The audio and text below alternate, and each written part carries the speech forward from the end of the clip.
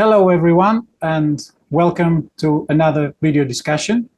Today, my guest is Rachel Therington. Rachel is one of the very few individuals that is involved in a difficult and unique project.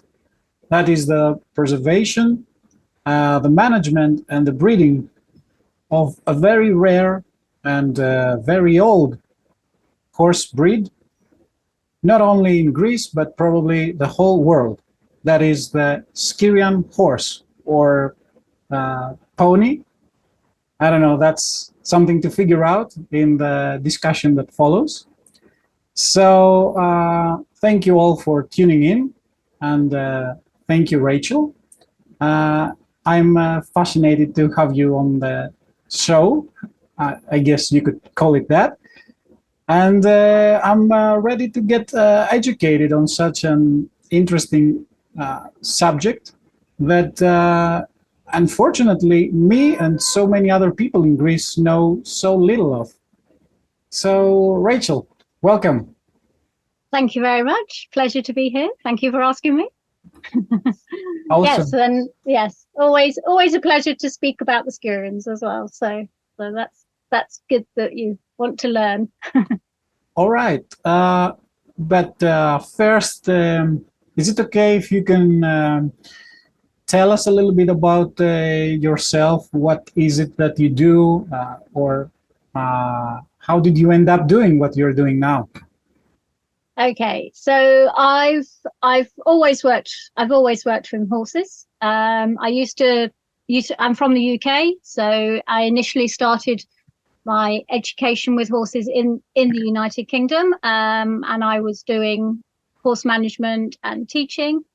And due to the weather, I kind of got a little bit disillusioned by working with horses in the UK. So I'd left and I'd gone abroad to work with horses. I worked on various different yards with various different disciplines. So I'd done teaching, show jumping, dressage, breeding, a little bit of breeding actually before I started with the Styrians here, but not a lot. Again, it was a very short period. So I was doing a lot of relief work. So I was doing a lot of temping work, working on different yards. And I initially came to Corfu to work on a local yard that was here. And through that person, I was introduced to Mrs. Steen, who started the Silver Project and was breeding the Styrians. Mm-hmm. And that was in 2004. So that was quite a few years ago. And then, yeah, they kind of get to you and then you end up staying. And obviously really liked working in Greece. So ended up staying. And then met Mrs. Steen. Didn't know anything about the Styrians before that time. Didn't even know that Greece had native horses or anything. So yeah, not many people do. Yeah. And it will be interesting. So I think you have like 7 native breeds. Yeah, but I don't know if there's any official pedigree about any of these breeds.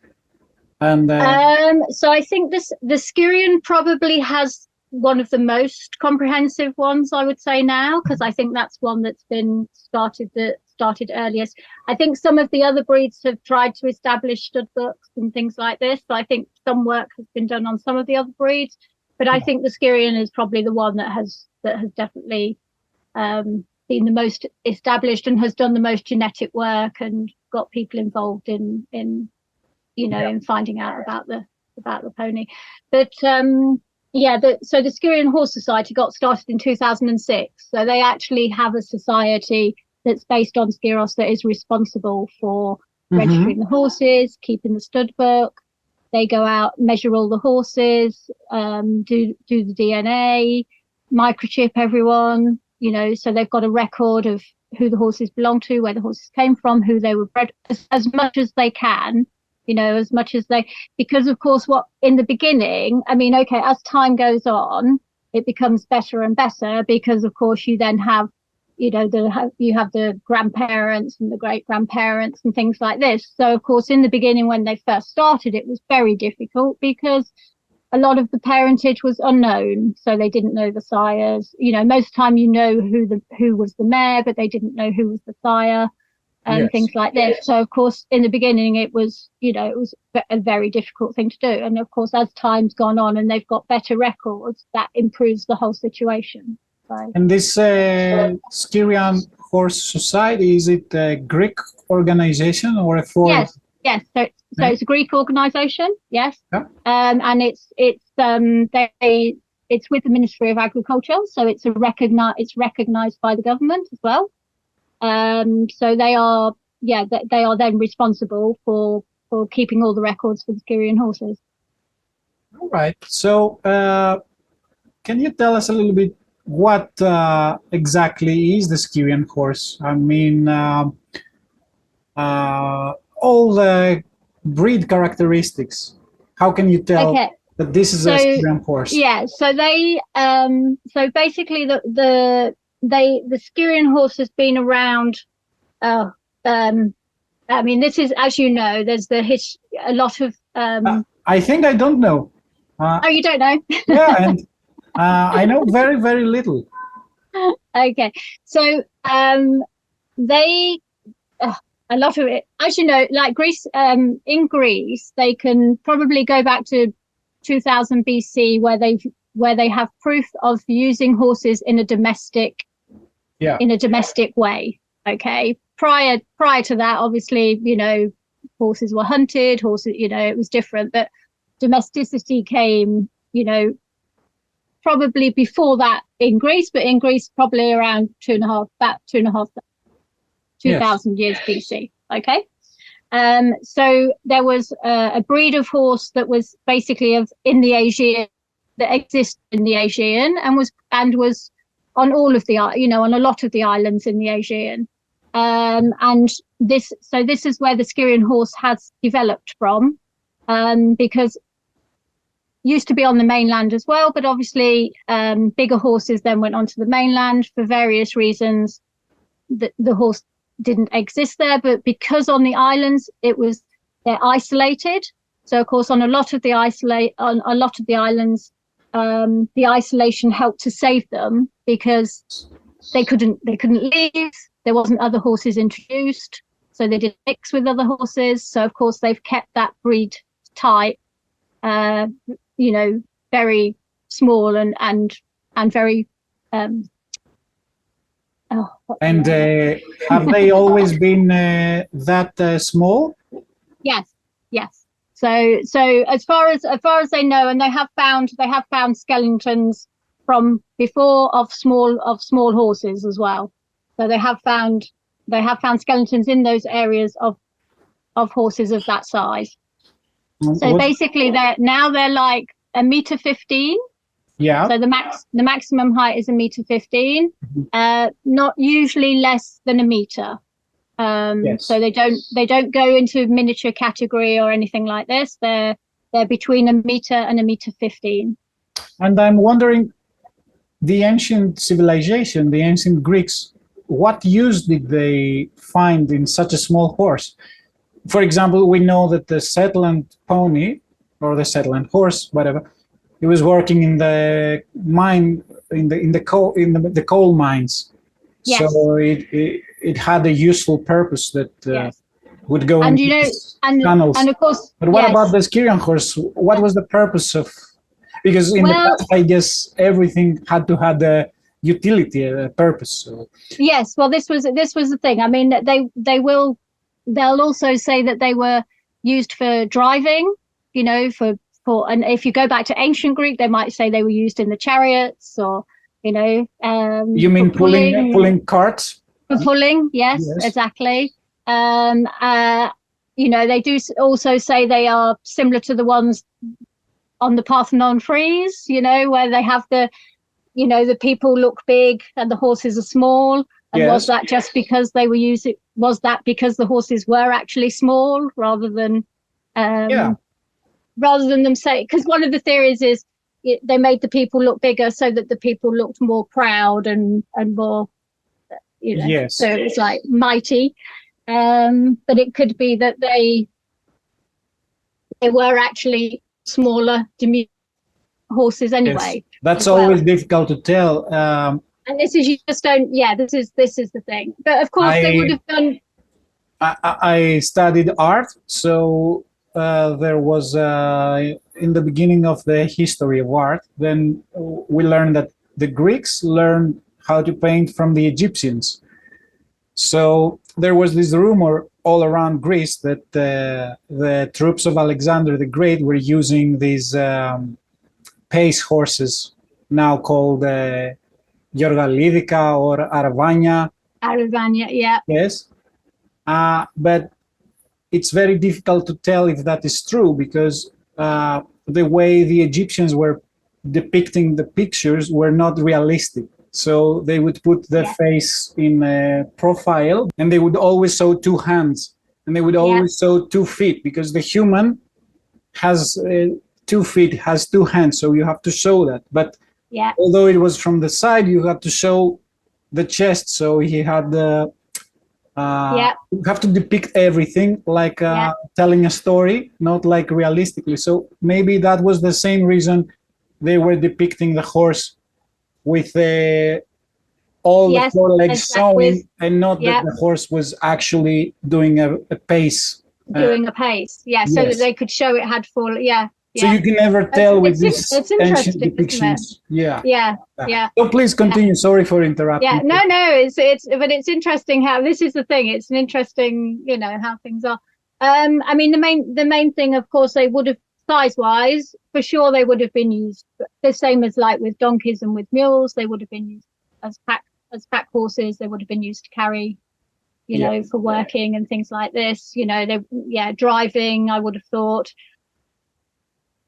With their size, I couldn't say that they would be used an awful lot. I would say that it would be more work orientated. And of course, on Skyros, they were actually used in farming. So one of the reasons they use them for the threshing of the grains. So they would run in circles on a hard surface. They would put the crops, and then they would run them around them to crush the fava and the things like this. So yes, so in Skyros they were, and even today in Skyros, they, you know, one of the breeding places there, they still do this tradition.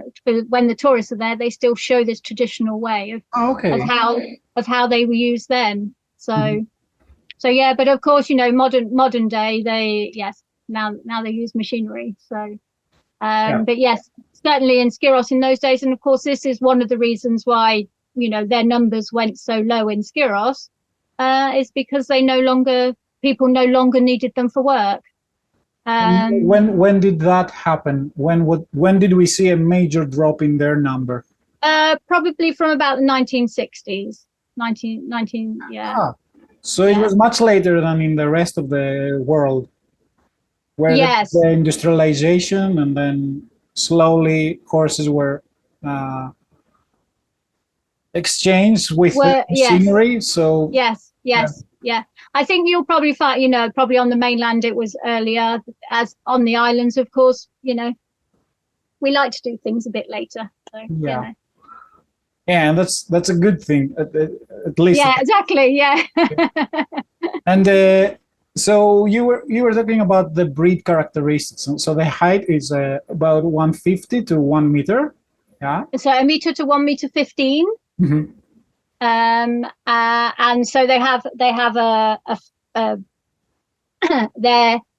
as they would say in the breed standard, their eyes are in proportion to their head, and their ears are in proportion to their head. I don't know if you know, as you get in a lot of pony breed, this is where people will say they're more characteristics of a horse in some ways, because so the distance for the conformation, their body fits into a box. Yes. So this fits into a box. So it makes it more of a like horse. the Arabian. Exactly. It's perfect. Exactly. Yeah. Yes. So this is where people say you they don't have like more... to see a lot of signs of dwarfism or uh, infant-like features, like you see in the Shetland pony or No, in yeah. different So we dog have, breeds, where they try to make the animal look much more like a baby, like an infant, with the ears yes, down, with the big yes, eyes, small yeah, mouth. So the yeah, same happened with the miniature horses. So uh, you exactly. want the opposite. You want Yes. the So you want everything in proportion. You want the eyes, the nose, the face. You want the head in proportion. So you're not looking like you've got a head that's then got tiny ears, or yes. you want it so it looks like a head. So yeah. So in other words, you have a miniature horse that is. You couldn't tell that it's a small horse if you don't have something to relate to. So if you don't have a If you human. don't have something to, yeah. So Yeah. if you sort of took a picture with out of context, let's say, Yes. Yes. someone could say to you, someone could say, oh, that's a nice horse. Yeah. Yeah. So Yeah. is it a horse or a pony? Because when I worked in Denmark, I worked with Icelandics, and they had a big issue if you call them ponies. Oh, I know. Yeah, and you're probably not asking the right person now either. So for me, okay, I know in Greece they have the term small horse because in Greece because in Greek you don't have a word for pony. No, and what do you use? You just say pony, don't you? Yeah. So for a small horse, you'll just say alogaki. So you'll just say it's a small horse. Yes. Because I've heard some people using the word Iparion, but Iparion was actually Iparion is yes. yes. A distant relative of the horse, not Yes, an actual, yes, and the Iparion is a very is an ancient no nothing, and the modern day horse is nothing to do with. Yeah. No. And what about coloring the mane and stuff like that? Is there? So they're one solid color. So normally they come in one solid color. So the one same color all the way through. Yeah. So they could have. So they'll come in bay, brown, dark brown, chestnut, but as long as the coloring is solid. Can it be white or no? So again, there's discrepancies over whether it can be white with the breed standard. So with the Styrian horse, when they made the breed standard, they say that greys are acceptable so long as they come within the other breed standards. So so long as their conformation still fits into what is typical of a Styrian horse, they will then accept the greys. You don't see so many greys. Yeah. Yeah. And I wonder what's your opinion on that, because naturally the herd is kind of discriminating between colors. I know that's sound a little bit loaded as I say it now, but if there is a white horse, I've read somewhere that because it's so easily distinguishable from the predator, then the rest of the herd feels uncomfortable hanging out with a white horse. And that's why if you look at horses in the wild, probably you'll see one uniform color. Of course, you'll see some variations, but nothing too big. Or yeah. And it's again, on that note, it's quite interesting if you go into, like you say, if they're into, if they're in a forest or in a field or wherever they are, you'll probably spot a white or a grey before you spot another one. Yeah. I've read in the about zebras, and they always said that they have this coloration because there is it's a natural camouflage. It sounded very weird to me. How is that a camouflage? And the camouflage is not that they blend in with the wild. It's that when when a predator tries to get one zebra, he cannot tell which one was that he picked. So you always get confused in between all the zebras. But when the scientists try to put a red dot in one zebra so they can distinguish them, and they say this is George, for example. Then the Yeah. lion could see that red spot, and then that zebra was dead, because now he could Because then he could focus. pinpoint. Yeah, yes, Yeah. yes, exactly, Yeah. exactly. Yeah. And Yeah. I never knew that. And there is a saying in at least where I grew up, that the grass that gets too tall gets cut first. So this probably is it goes in the natural herd as well, that if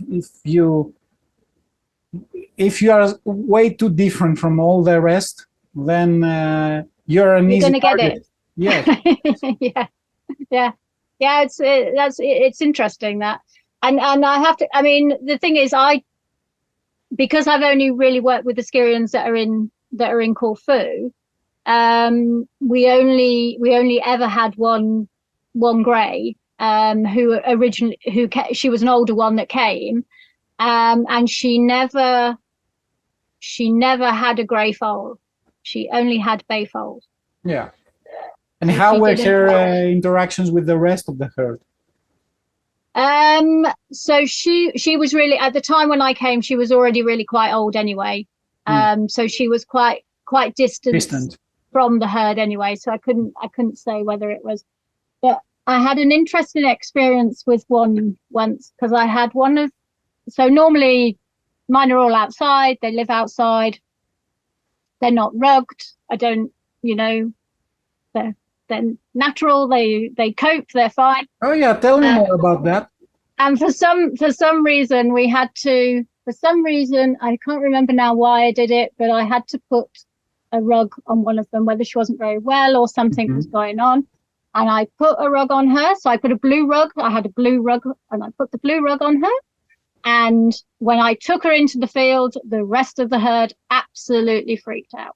Yeah, all hell. None of them, all of them just went, "What's that?" Yeah. And as soon as I took the rug off, so then I was like, "Oh, mistake." Put the rug off, and they all went, "Okay, that's her. Yeah. That's fine."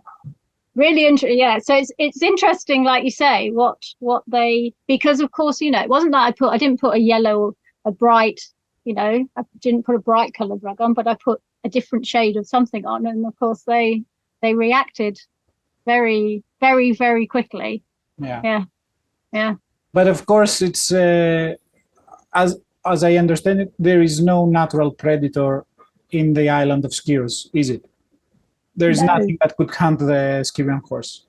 No. I think when they have in Thessalonica, they have horses up there where I think then they can have they can have problems up that way, because then of course you mean the horses, the Skyrian horses in the university? Well, there were some in the university, but there were also other ones that were with private breeders. So there were ones that were more up in the mountains and up in the hills. Yeah. And they would have more issues. Yeah. Because then they do have predators then. So yes, and the same in Corfu. We don't have anything here. So going back to the breeding standards, are you trying to breed with these characteristics in mind? Do you? Yeah. So basically, we try and keep as close as we can to, to what was seen as the original type. So they've got they're quite so straight straight forelegs, tend to be a little bit cow hopped, whether that because they tend to be more of a mountain ponies, so they're very agile, so it's very easy for them up and down and everything. And of course, if they're too straight behind, then that can be an issue. So they have big mane and tail, lot of hair going on, lot of protection. That can grow to very, very long lengths. You know, you can find stallions with really, really long manes, and some of the mares as well. Interestingly, one interesting thing is some of my mares, but some of them will get a massive forelock, you know, covering all the way down here. Some of them will just end up with, you know, a little bit like this. So I can't say I can't say that type does that or that type does that. Generally, they all do have really thick manes, a low set tail, and big tails for the protection from the weather. And they will grow. You know, the tails will, you know, unless you're trimming them, they will be on the floor. Yeah. And what about their? I know that's maybe a silly question, but what about the temperament? Their temperament is amazing. No, they really is. It really is. So it's quite interesting because have worked with a, you know, variety of different types of horses, different types of ponies. It's the first time that I've then worked with so many of just one breed. There's two reasons I asked you this question. One is that okay, if you could generally place them in like a cold blood or warm blood category, and the second is that there is generally a biased idea that the ponies are these cunning little creatures that always out there to get you, and you know. So this is why I'm asking you. Yes. Are they good ponies or? They're good, but they're good ponies, but they have character. Yeah. Shall we say? Yes. So they're definitely of pony character. They're good ponies, you know? but they are Greek. Yeah, and you know, if you leave your front door open, they will be in your house. Yeah, that sounds like they are very smart. Yes, they are very, very intelligent, very, very quick to learn. You know, would you say they are more towards being, you know, cold blood or hot blood or warm blood? Or yeah, it's an interesting one that, you see. I wouldn't put them as cold blooded. I wouldn't then I'd probably put them in what you'd kind of class as a warm blood, really. Yeah. Hot blood, I wouldn't say their flight, you know, going on their flight instinct, you know, generally, you know, a hot blood, you know, its flight instinct will be about a mile in that direction. Yeah, very reactive. You know, definitely not like that, but they will react. So a cold blood might just stand there and look at you and go, what's the fuss? But they'll react, but it'll be a very short distance before it's like, okay, what's that then? Let's work this out. Yeah. Yeah, but they're definitely not of the okay, I'll come and get you on Thursday type attitude, you know. Okay, and we talked about their temperament, their health characteristics, and their history a little bit. I didn't understand. Do you believe that they were man-made, like, or did they naturally get to the state that they are today?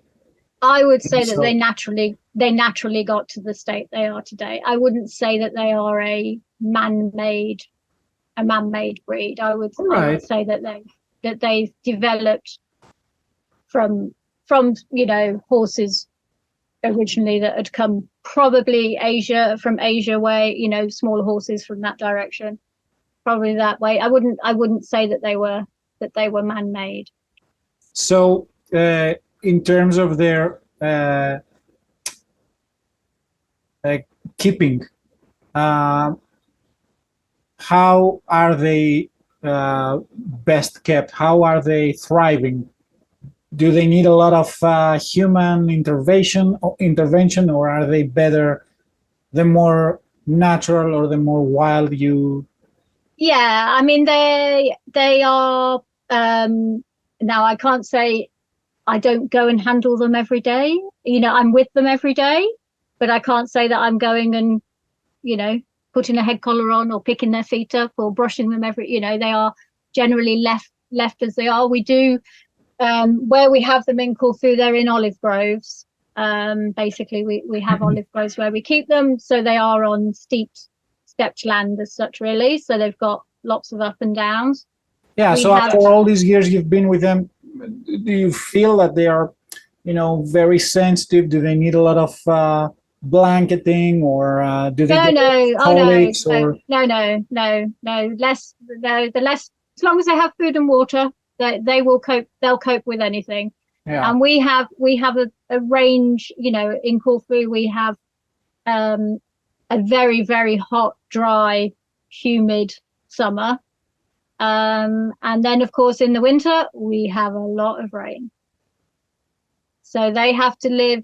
They have to cope with an awful lot of rain, and they with their feet and everything. So of course in the summer it's like they're like concrete because the ground is so hard, and in the winter they can be this much in mud most of the time. Okay, and their feet never have a problem.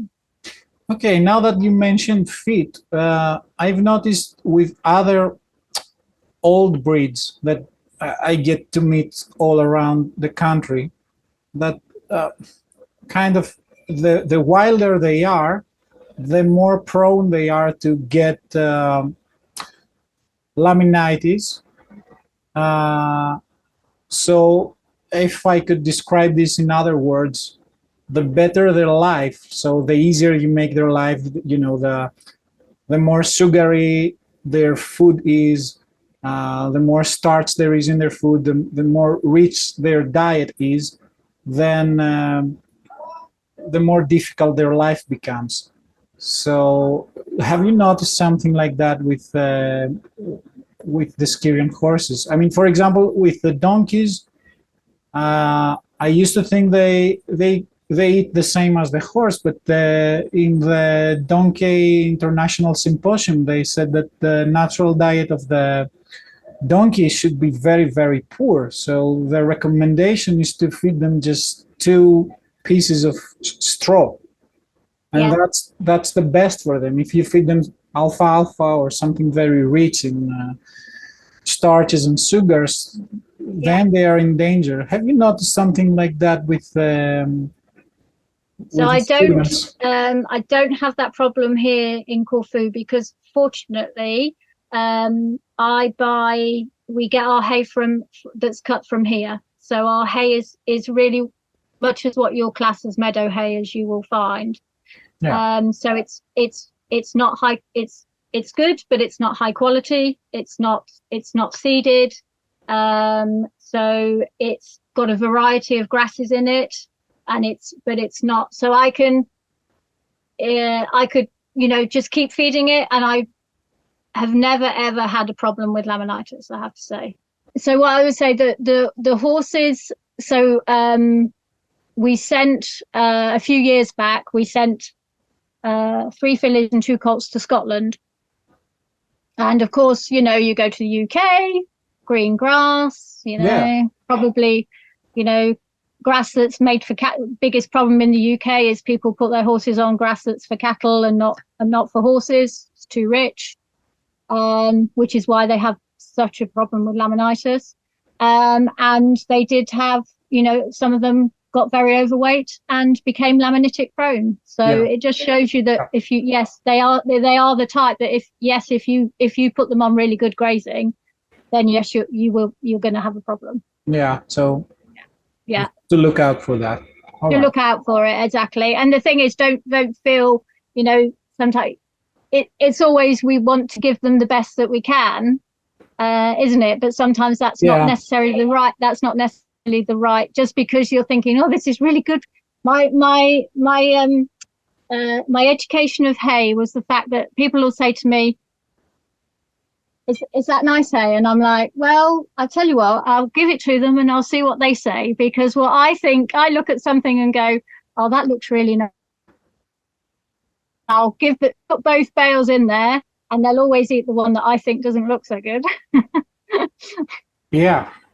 Because they know, you see, this is the thing. What we think is then, oh, that's great, and they're like, I love that one. It's always difficult here with the hay, but it's a different discussion. That's a discussion for Yeah. I have to, over the last certainly the last 10, 15 years, I've found two guys that I basically, we get all our hay from, and I never have a problem. Yeah, me too. I stick with the same guy. It's not the best always, but I trust him, and that's an important factor when you're working with someone.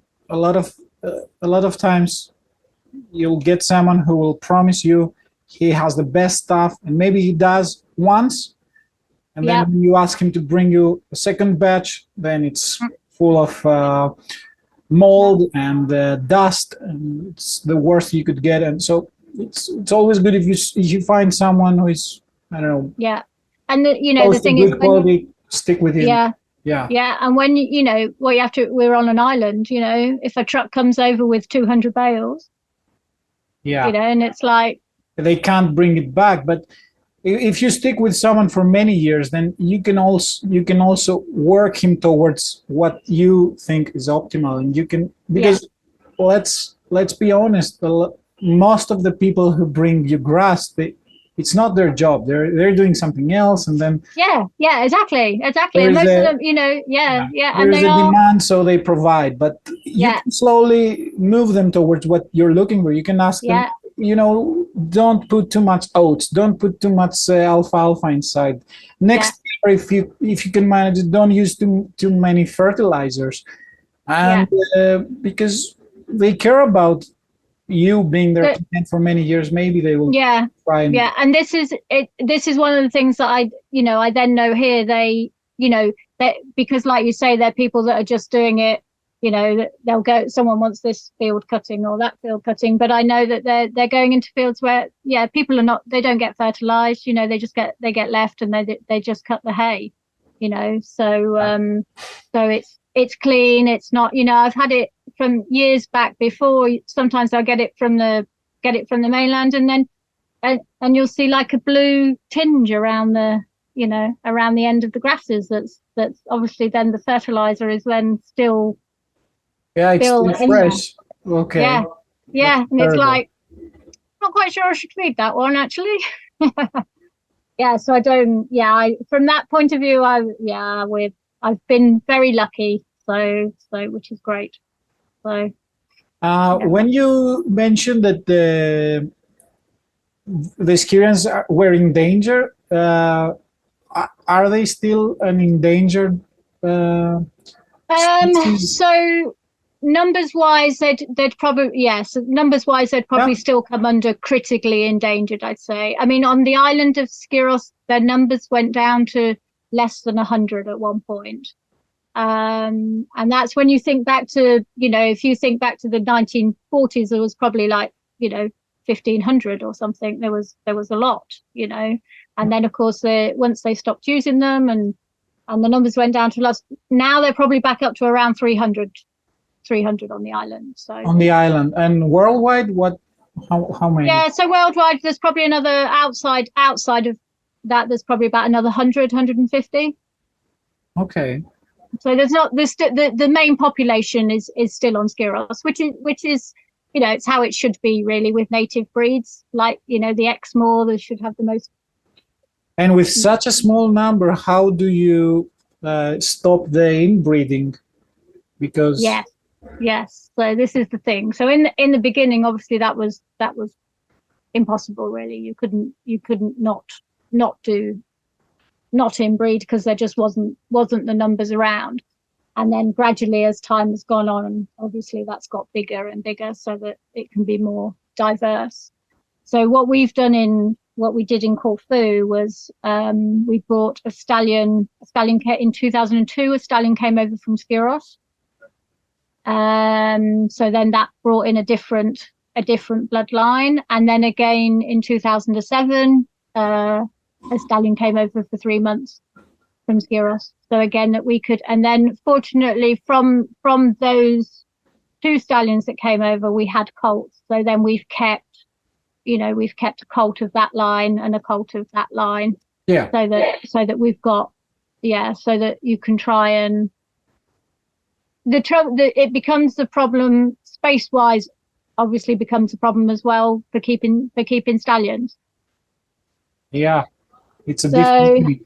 you know, in an ideal world, we'd have, you know, lots of space, and we'd have a stallion with a couple of 2 or 3 mares permanently, you know, and that would be the ideal world. In Skiros, do you have some Skiran horses that are free, that they are free roaming horses, or are they all in Skiros on the mountain? I'm not. There are still some horses up on. I know there are still some horses up on the mountain. Not so many, and unfortunately, generally not in the greatest condition. So I do know. Simply because they don't necessarily have the food supply up there anymore for them, because they graze an awful lot of sheep and goats on the mountain as well. So of course the food for the horses has become, you know, more scarce. Yes. So, yeah.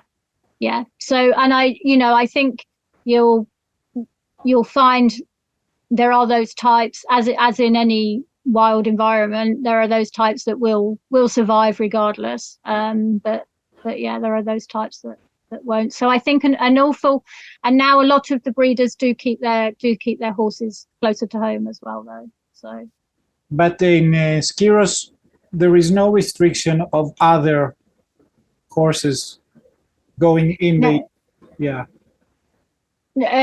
onto the mountain.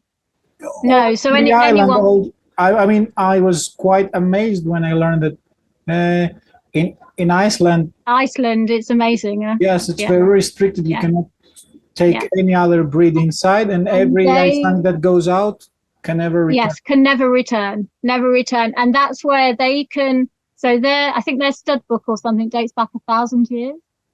I mean, it's quite incredible, because they've always had that. They've always had those stipulations that you couldn't.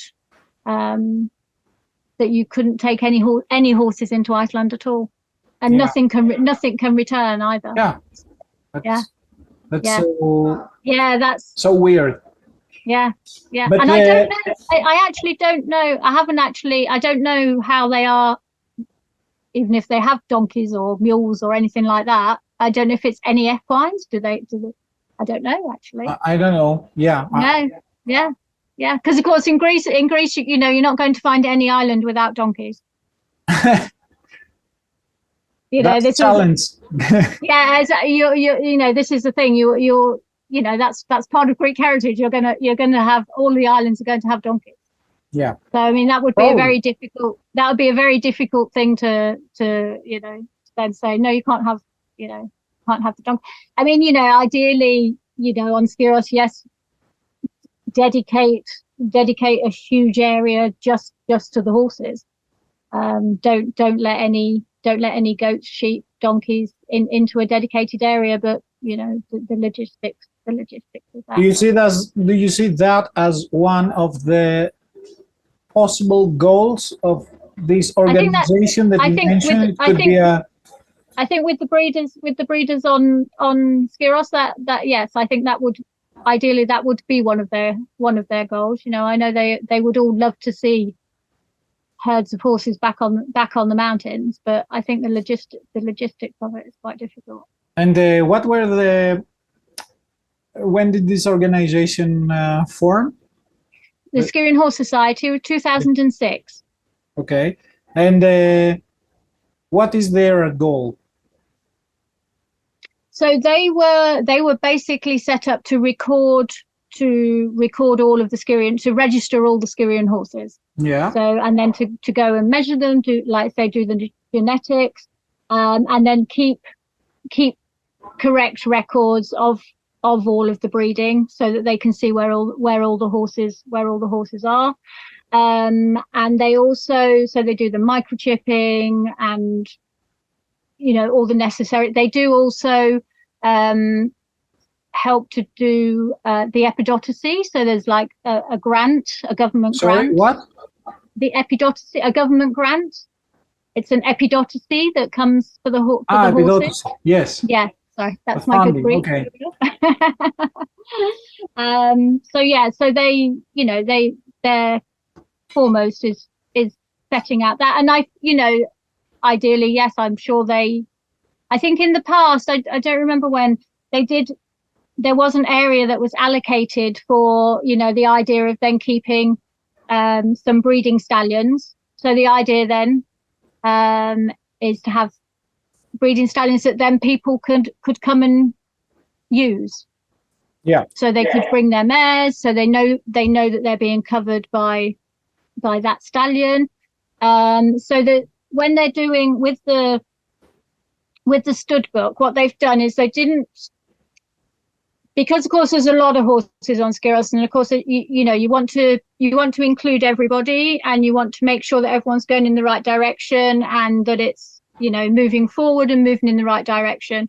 So you don't want to say no, that's no good, or that's no good, or that's no good. So they tended to have classifications. So they'd have they'd have like an A1 and an A2 and then a B and then a C type classifications. And then of course, so your A1 was basically no white at all. So they're not, ideally there's no white on the legs, no stars, no snips, no stripes, no blazes, nothing at all. So they would be classed as an A1. I guess there's also things about conformation, fits played out or fits played and things like that. Yes, exactly. Right? So it's still, So then A2 would then, a star or a snip, maybe a small bit on one of on a leg, but no, a tiny white marking, not anything big. Yeah. And then of course, to then be able to breed with, have stallions that have your stallions that are A1, A2, so that people are then bringing even if their mares are not in a higher class, to bring your mares and breed your mares with a better stallion as such, without. Sounds very interesting. I wonder why there's not so many people involved in this. But yes, and of course, I think the logistics of it all just becomes a bit different, because of course you have lots of, on Skiros you have a lot of breeders. You've got two people that have got a large amount of horses, but then of course you've got a lot of people that have got 2 or 3. Okay. You've got a lot of small breeders. So not everybody breeds their horse. Not everyone does breed their horses. Okay. Yeah, which is. And what are the plans for the future for the association or for the Skirian horse in general? On Skiros, I'm not so sure. With us at the Silver Project, so on Corfu, we plan to carry on. Ideally on Corfu, what we tend to do here is set up.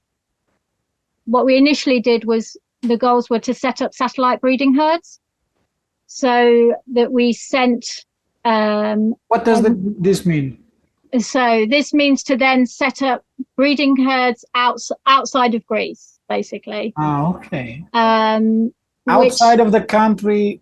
Outside of the country, yes. Which not necessarily is popular with everybody, again, because a lot of people would like to keep the Skirion within Greece. But the lady Mrs. Steen, who I work for, the gentleman that first got her involved with the Skirion was a university professor from Edinburgh, from Scotland. And he was interested in the breed, and went to Skiros and saw the situation. This is going back like 1996, 95, 96. Saw the situation, and he approached Sylvia into starting the project, and taking on some Skirions and starting to breed. And we sent 3 fillies and 2 colts to him in Scotland. So they then went outside. So the idea is then, so you've got them outside of the country, so that if something happened, it's like your Shetlands. Not all the Shetlands are not on the Shetland Islands. Yes. They're everywhere. You know, this is the thing. That's how you expand. That is how you expand the breed. It's how it becomes well known. It becomes, you know, becomes more popular.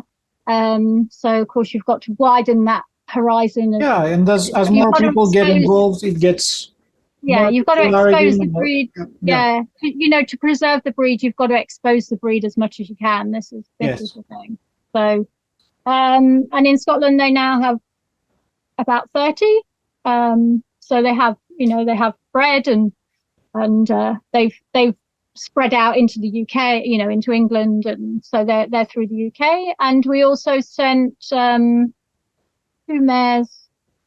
two pregnant mares, actually. We sent 2 mares in foal and a colt to France as well, to a project in France, who again were interested to carry on breeding, to breeding the breed. And they've been, yes, and again they've probably, I think they've got 10 or 11 now. So and all of these things take, you know, time. This is the thing. Yeah. So, you know, slowly, you kind of hope that, you know, someone goes somewhere and says, "Oh, I saw some Skiryons when I was in Scotland," or, you know. So. And would you like to talk a little bit about that project over there at Corfu, with the Silver? So the Silver Project was started by a lady called Silvia Dimitriadis-Steen. So she is from Athens, and worked in Athens, helped to set up and worked for a lot of years at the Theotoki School, which is a school for special needs in Athens. And she trained as a child psychologist, and has always loved animals, and so worked in Athens. But the family has a property here in Corfu. And so when she retired, she then in 1996, she retired, came to Corfu, come and live here, and then wanted something to do with animals, carrying on, which is why she then got involved with the Skyryon horses, and started breeding them. So yeah, we've bred, I think. But these horses, they came from the island of Skyros, right? No. So they came. The original horses that we had came from a private owner in Thessalonica. And those horses came from a herd that was taken off. About 20 horses got taken off Skyros in about 1950s, I think it was. Got taken off, went to Thessalonica and went to different private breeders. And the horses that we got originally came from descendants of those horses. Yeah. So the only ones that actually came from Skyros were the stallions that we took in 2002 and 2007. And the one in 2000 that we kept the one in 2002, and the one in 2007, he just came for 3 months and then went back to Skyros. And then we also sent a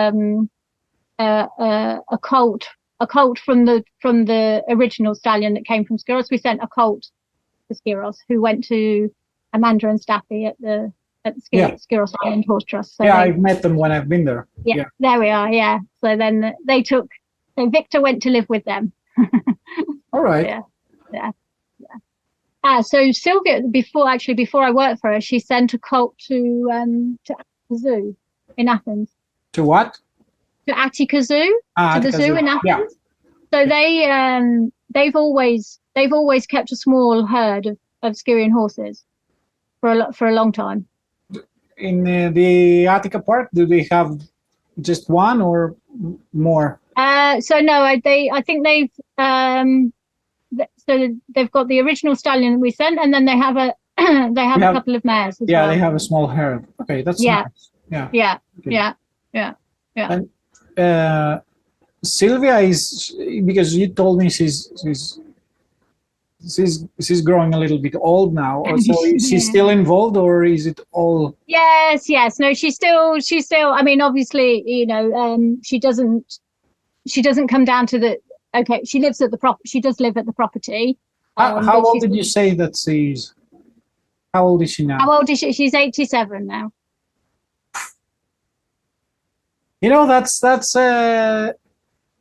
That's very interesting because Yeah.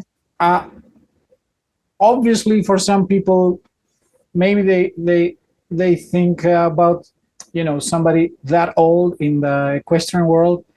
Maybe she's old school, she's old style or whatever, but eventually she's going to have so much wisdom that we've lost through these decades of being industrialized and doing other things, then bringing the horse back into our culture as a leisure activity, and being in contact with someone who has been doing this almost from the previous century. Then And her main goal was always with the Styrian horse, with children and with people with special needs, with adults with special needs. So it has always been one of the things. We still have now. We have they don't come during the summer because it's too hot, but during the winter, there's a special needs adults where they do have children and adults, and they come once a week, and they just come and hang out. They come for a couple of hours, they hang out.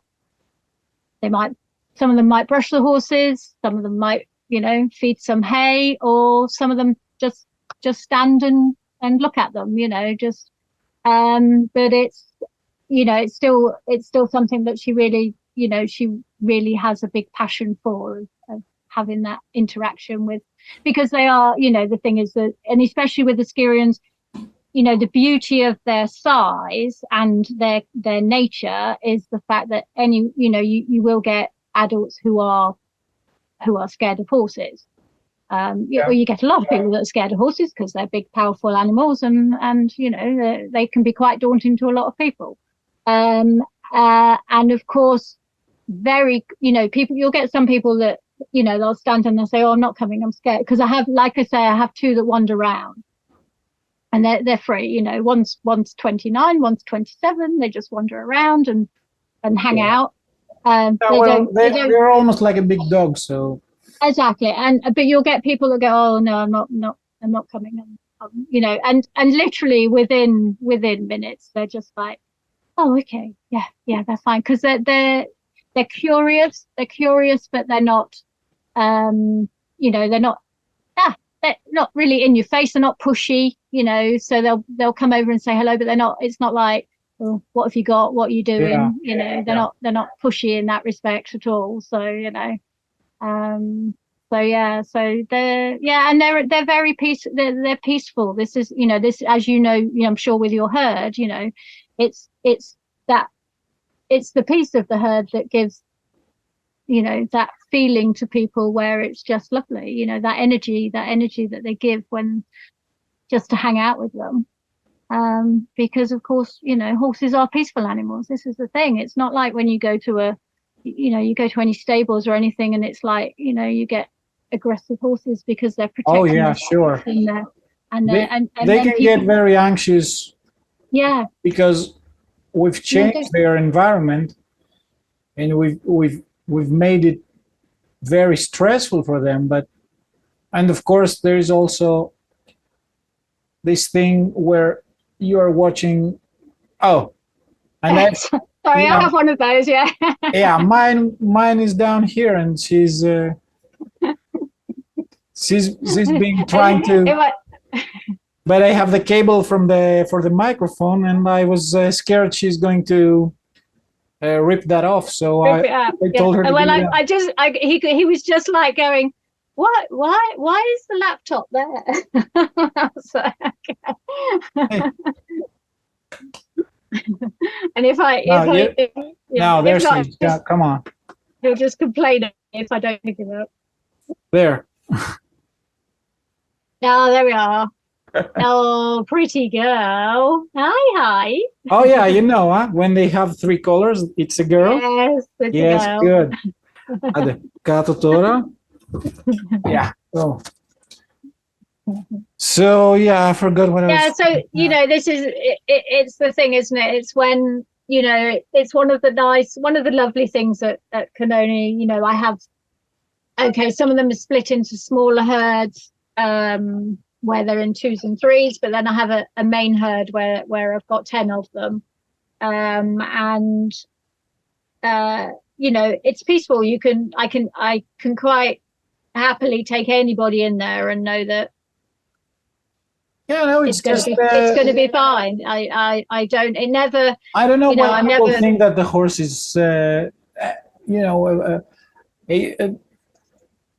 he has a thing for violence, or I know there's this influence from the documentaries and from the Hollywood films where, you know, horses are rearing up and fighting and biting and kicking, but of course they have to make something, you know, scenes Dramatic, that are yes. interesting. So Yeah. but Yes. hanging out with horses, you realize pretty soon that they are conserving peaceful. energy. So They're not, exactly, and so peaceful. It's not, you know, and it's always been, you know, in the past you'll get people will come and they'll, you know, it's like, oh, want to do documentary or want to film or want to do something, and you know, they'll come and they'll go, can you make them run? You know, oh yeah, all I of them hate want that. it's always the same thing. Always the same thing. It's like, can you you know, can we Yeah, do something where yeah. it's dramatic? And I'm like, well, you can, but you know, And this is, you know, to me, this is it. The good thing is, look at them. They're just there. They're just peaceful. They're just being, you know. But of course, doesn't make good television.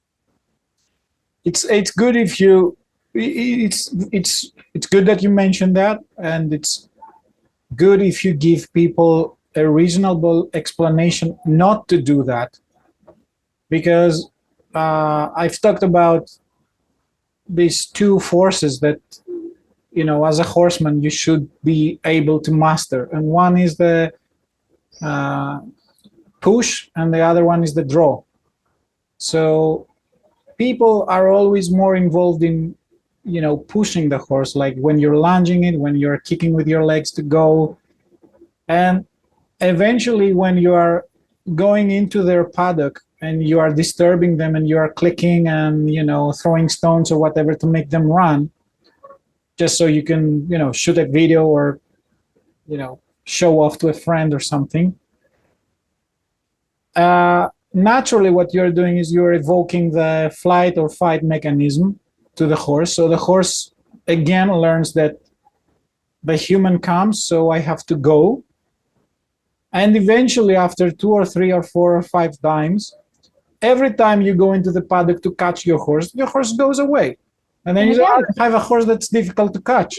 But it's because you have cultivated only the go, only the push, only the dark force, as I call it, and not the bright force, which is draw the horse towards you, make it come to you and reward that.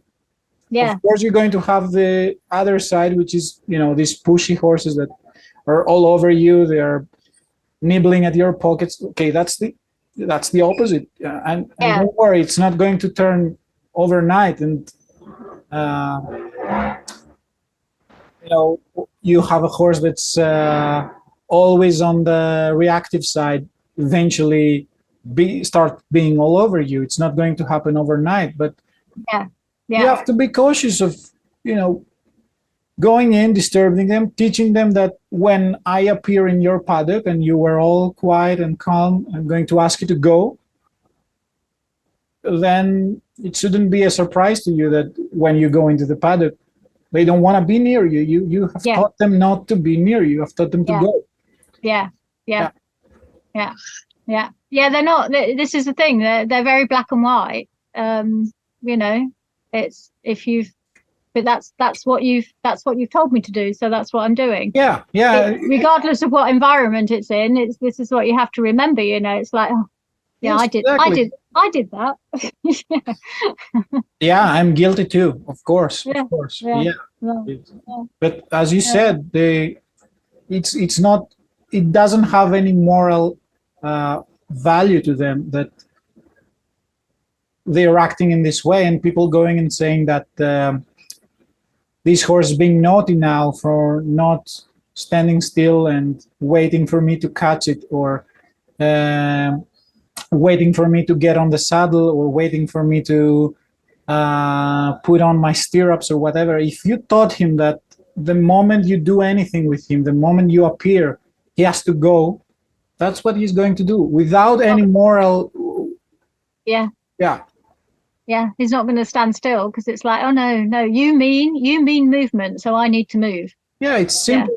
It's simple Yeah. conditioning. So Yeah, this is how it Yeah. works. yeah. And what, in your opinion, what utility could you see in the Styrian horse? How do you see a place Yeah, but yeah, for so them in the world? yeah, because this then becomes the interesting point of, you know, you want to conserve the breed, and you want people to be interested in the breed, and you know, you want things to keep going, but you know, you're what you have to also bear in mind is that people, you know, there's not many people that can then just keep a herd of horses for the sake of keeping a herd of horses. Yeah. So yeah, this is where where your morals come into play or whatever, but because of course you will get people will use them for, you know, you can use them for pony rides, for children, you know, for children Yes. riding, for driving. For driving, you can. You're going to put this small horse in a carriage, and I shall. So I don't know if I can send this to you. I'll have to send it to you. So they sent in Scotland. I was talking to the lady in Scotland the other day, who'd taken the initial herd, and then she sent me a clip of one of them on a little trap, that someone had then been driving, and the lady in France, they had. They were using them for driving as well. And she was also working with a girl who was an equestrian who had an accident and ended up in a wheelchair. okay. And then of course. So that was the only way she could. Yeah. So then of course they adapt. What you can do is you can make ones, you know, where your wheelchair goes onto. Yeah. And then of course you can, and of course, you know, a Styrian would quite easily manage that. That's, you know, that's weight wise and things like that. They would quite easily manage that. And of course, one of the other things, you know, with a Styrian, what you have to remember, if you've got someone in a wheelchair, so if they're in a wheelchair and you've got the horse, of course they can wheel their chair around that horse and they can groom it and they can tack it up without any problem, which they can't do to a bigger horse. Yeah. So in therapy in general. Yeah. So yes. So Have you been in? Have you been involved with therapy at all? So a Brazilian lady used to work for us, who was a therapeutic riding instructor. So she did a lot of therapy work. Not necessarily so much at that time. We also had a riding school that was at close, not in Canoni where we have the ponies, but at Califationes, and they ran a therapeutic riding program there. But we also had bigger horses, so she also did therapeutic riding. So they actually rode, but then she'd also have, like, there was a young blind girl who was. She was 6, and so of course she could ride a Styrian. You know, she could sit on a Styrian, she could ride the Styrian, and she could. So that was really nice. But of course, you know, at these points you have to have the, you know, you have to have the right instructors, you have to have the right setup to be able to do this. And she worked for Sylvia for 5 years, and then she went back to Brazil. But she did a lot of therapy work, and yeah, it was really amazing to see. And again, you know, she loved working with. She also ran a program for small children with students, which was more on a case of. What I wanted to ask you is that there is obviously a difference between equine assisted therapy and therapeutic riding, correct? Yes. So I see that most people are involved and interesting in doing the riding part. In the therapeutic riding. Yeah. Yes. Yeah. So And I, probably I, it's the parents as well. There is a part of competition involved, so people might want their kid to, you know, be on the horse, do the same thing that other kids are doing. But isn't and I think, there a lot of stuff in therapy? yeah, I mean, you know, the equine Yeah, assisted therapy is a massive field. You know, there's all types of different areas that can be involved in that side of things, and it doesn't have to do with the also, saddle, right? no, exactly, Yeah. no, not necessarily. You know, and also like horse agility. I don't know if have you ever seen the horse agility? Not really. I've seen with dogs. I've seen with chicken, but Oh, okay. So in the I can UK, imagine.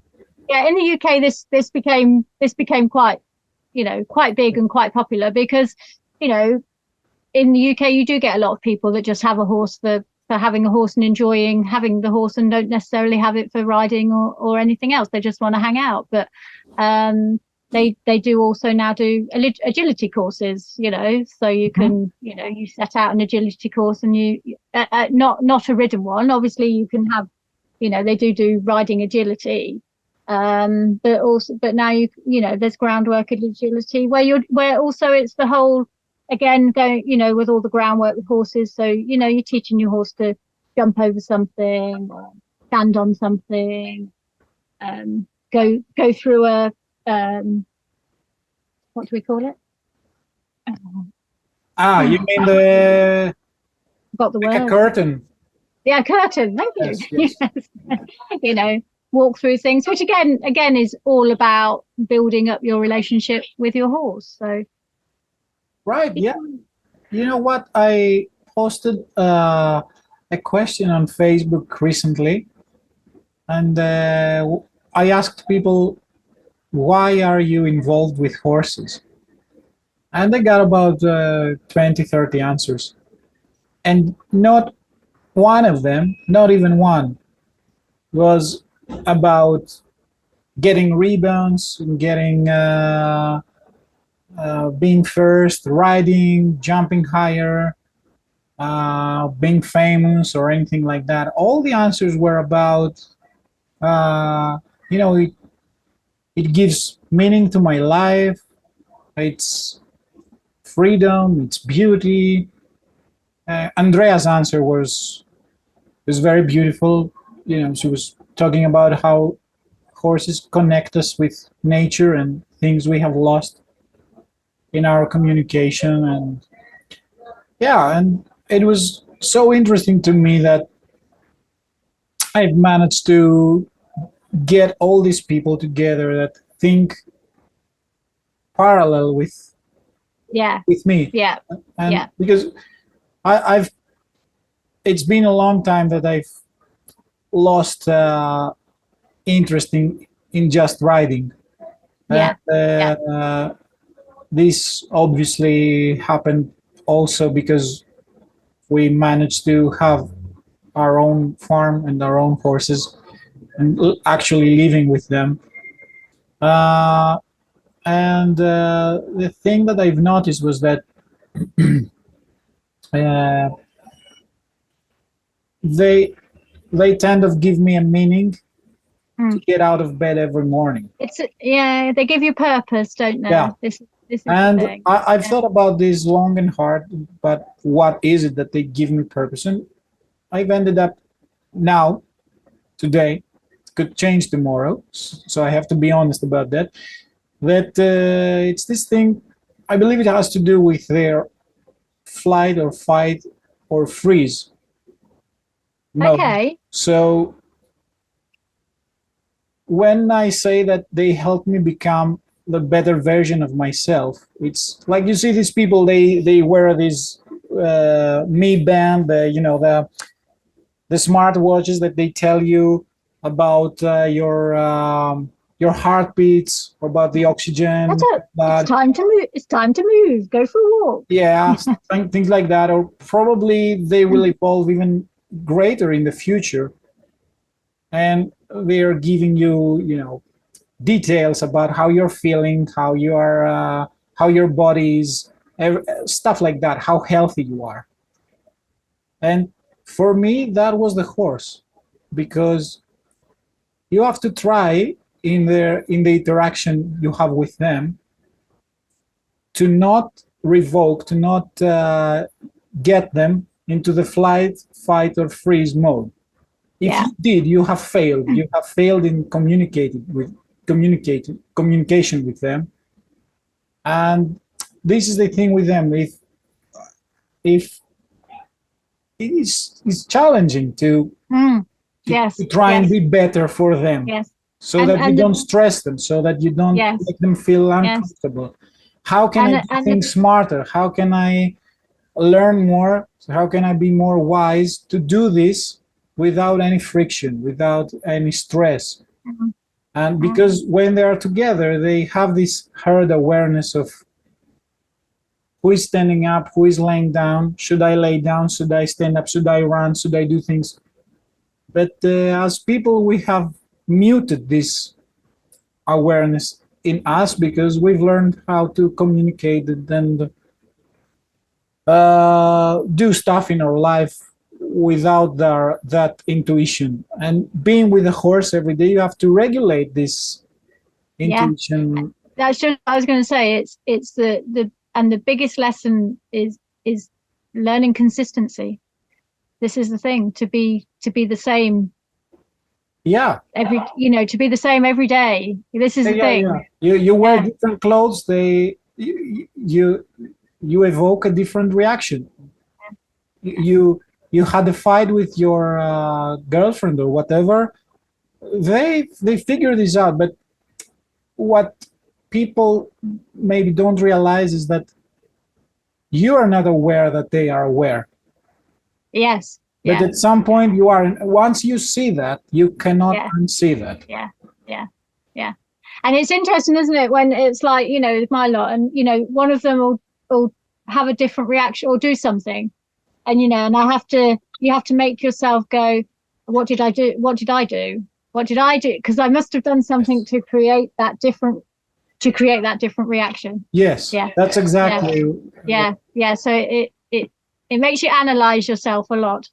Yeah, the reason I started, mumbling about this stuff, these things, was because that could be a modern approach to horsemanship and to the interaction with horses, that maybe we have moved past the material utility of the horse.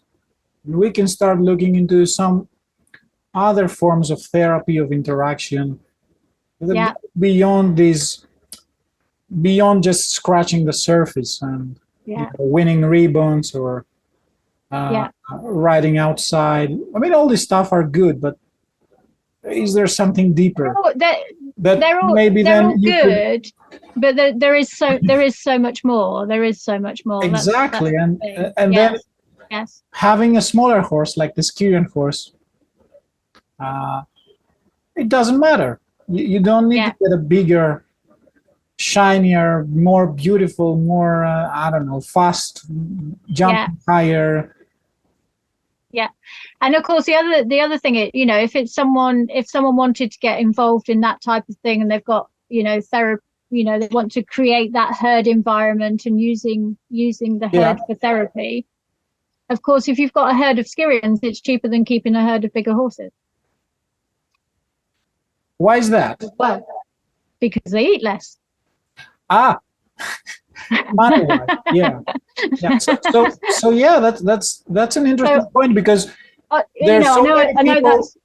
Yeah, there's so many people who have just one horse, which is not very good, not very healthy, and it's a good solution to get a Styrian horse as a pup, because the horse does not care if it's a short horse, if it's an old horse, if it's a crooked horse. It just wants to be with a horse. It just wants to be with a horse. Yeah. So it's going to be cheaper. It's going to be easier to handle. So that could be useful.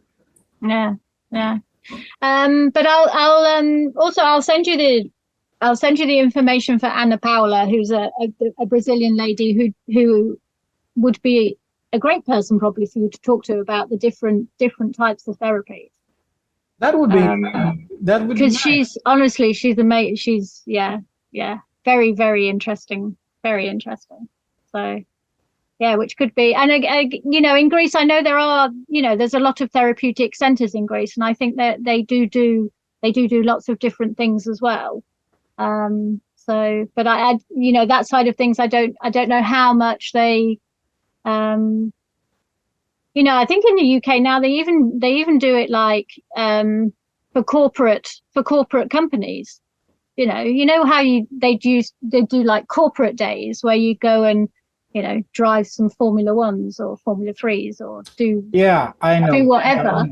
They now do. They also do yoga and meditation and things like that. Exactly. So they also do horse therapy as in that as well as you know. Yeah, that would be nice to see. Yeah, for you know, again, for team building practices, you know, for doing exercises for team building, for working together, for sorting things out. We did, you know, for example, when Ana Paula was here, we went to Silverland and we had a group of the younger children who were, so they were probably in the range of 8 to 16, let's say. There was like 5 of them who have got horses and normally hang out with their horses and ride their horses, and that's what they do. But then she set them a task. So they had 4 horses in the arena, and she set them a task and said, okay, you're to make an area for the horse that the horses would like to come into. You know, you'd like to make this area, you know, for the horses to come into, and you could make it with whatever you want and how you want to do it and everything, and then you're to bring the horses to it. Yes. Or in whatever way how you think, but you can't put a rope on. You can't, you know, they didn't have head collars or anything like this. So it's really interesting. So they create all these different, and of course it was just brilliant because the older ones would probably put, you know, a little fence or, you know, make something. The younger ones, that's very interesting. So the older ones try to imprison the horse. Yes, or to make it. That was what we want to do. So so that we can put it in. And the younger ones would go to the toy box and pick all the toys out and take all their toys and put them on the floor. Yeah. So that, you know, and it was so interesting and so lovely to see. Yeah. So the young kids were thinking, how can I make this more enjoyable? Something that would draw the horse's attention, something that would make me interesting. But the parents were thinking so much in the box. And the older ones were thinking, once I've got you, I need to keep you here. Yes. Oh my God, that's. And it was so nice. And of course, I think we had, if I remember rightly, we had 2 Styrians and then 2 bigger horses. And of course, the Styrians will just walk. If you're doing anything, the Styrians are going to walk over to you and go, "What are you doing?" You know, because they're just naturally curious and they're just like, "Okay, can I help?" type thing. And then once they've checked it out, they'll then go away and go, "Oh, okay." And the bigger horses were it's like, and not until until they all left, the bigger horses then came when the people had left. Yes. Yeah. And of course they all said, you know, they were like, "Oh, now we've gone, they've came," you know. And so you have to kind of, you know, you have to go, "Oh no, it's because you made it so beautiful that, you know, they've come into it." But yes, perhaps they just needed a bit more space for you to, you know. Do you know Temple Grandin? Yes. All right. She once said in an interview that if you pick an object and you put it in the field of cows or in the field of horses, there is no way these animals will not get curious and eventually go and investigate. But I've noticed that once the domestic horse gets too many failed attempts of curiousness and you know, exploring new things, he gets punished too many times. He gets he has been told so many times, don't do this, otherwise you're going to get pressure, or uh, you're going to be put into your place. Then eventually the horse will start trying, will stop trying, will stop exploring, will stop doing all these things, will fall into what they call this form of helplessness. And it's interesting that you see that horses who have been interacting with kids are more interested because they're not scared that something bad is going to happen to me if I go and explore, if I go and sniff that weird object. Yeah. But the older horses were more suspicious. Yeah. What's more that? wary. More wary. Yes. Yeah. That's the right word. Yeah.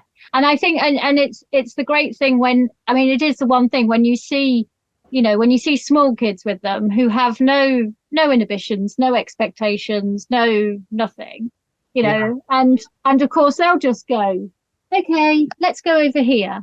And of course the ponies will just go, all right then, and just go with them because, they won't be any like, oh no, why are we going there? It's just like, okay, yeah. Because they're just, they just have that wonderful energy where they don't have, like I say, they don't have, they don't worry what people thinking or what's what or what's, they're just like, they love their ponies and they just want to hang out and play with them basically. Yes, which is great. Which where it goes. For me personally, still a struggle to get rid of the ghosts. And yes. When I speak about ghosts, I mean this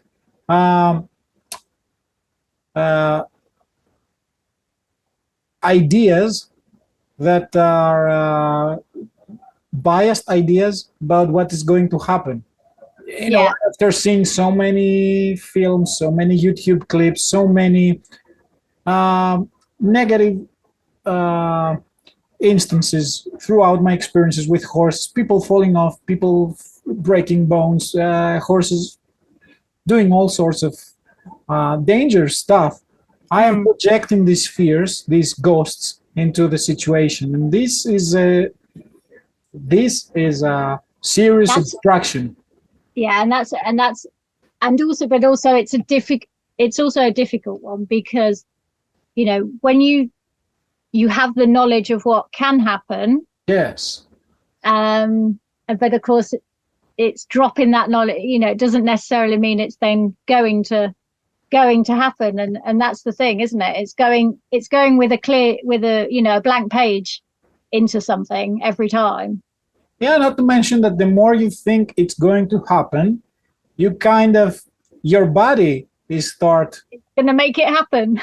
preparing to, yes. Yeah. You go into a sympathetic response. You get ready to. Yeah, the horse can feel.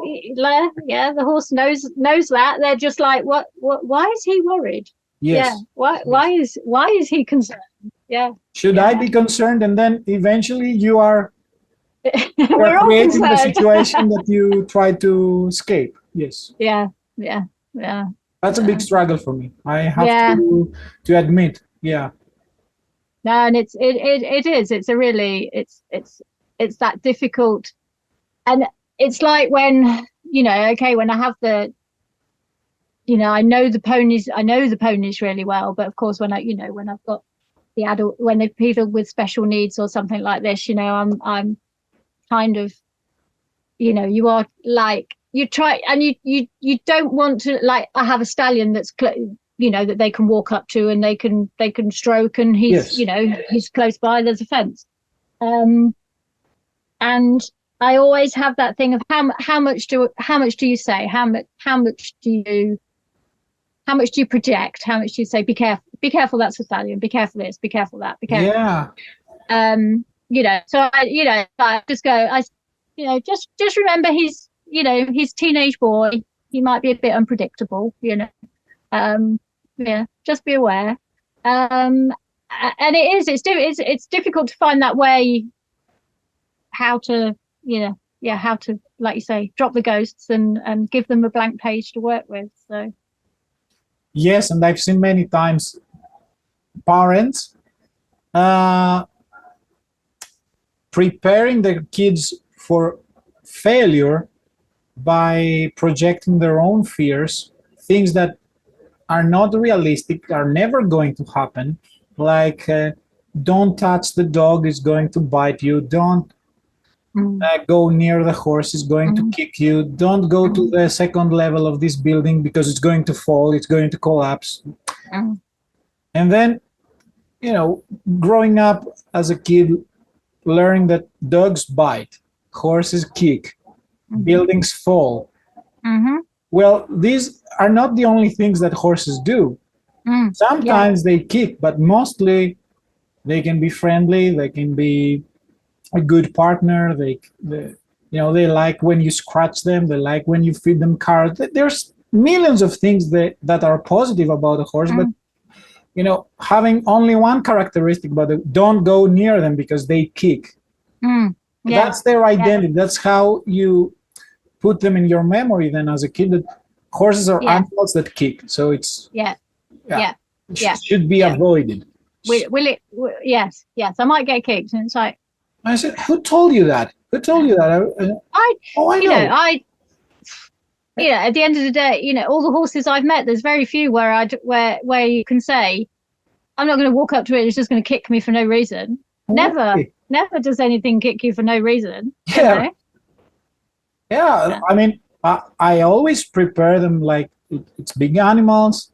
Now we're going to walk into their environment, and the worst that could happen, and you should be aware, you should not be slipping around and being absent-minded, is that because they have their own hierarchy, their own pecking order, one might send the other horse away and it could fall over your body. So you should be aware and conscious, where are you standing, looking at their ears. Are their ears moving regularly, or are they pinned back? So pay attention. But no, there is no reason they should lift their legs and kick you. Where have you heard that? Why should they do that? Unless unless someone's told you to like run at it at 90 miles an hour up its tail where it can't, out of its sight. It's really, and even then it's going to run away, it's not going to kick you. So it is. I have run out of questions, and I believe we took the subject in a different direction. Yes, in a different direction. That happens. That happens, right? That happens.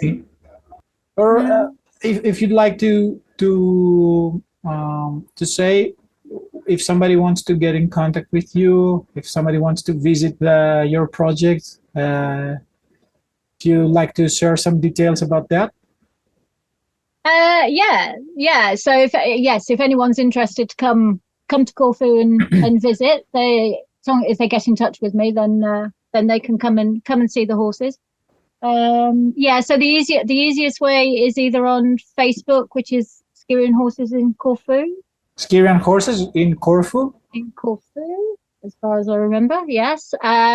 Or with the silverproject@gmail.com on the email. Is it possible, I know that's anyway, is it possible for someone to adopt a Styrian horse through your? No, years ago we did use to run like where they'd sponsor a horse, but to be honest, we haven't done that for a lot of years actually. So that might be something I should set up again and have a look. But yes, at the moment, no, we don't have anything. Where do you think somebody could get involved, could adopt a Styrian horse? So through, I think Amanda in Skiros, I think from Amanda at the Skiros Island Horse Trust. I think they do They do a okay kind of thing. Yes. Yeah. Thank you so much for doing this. Thank you for Really all the nice to information. Yeah. Thank you Yeah. for educating me. Hopefully it was okay. It was a bit hit and miss, I think. All right. Thank you so much. All right, Stavros, nice to have spoken with you. You too. Take care. Okay, have a good evening. Okay, All right. bye. Bye.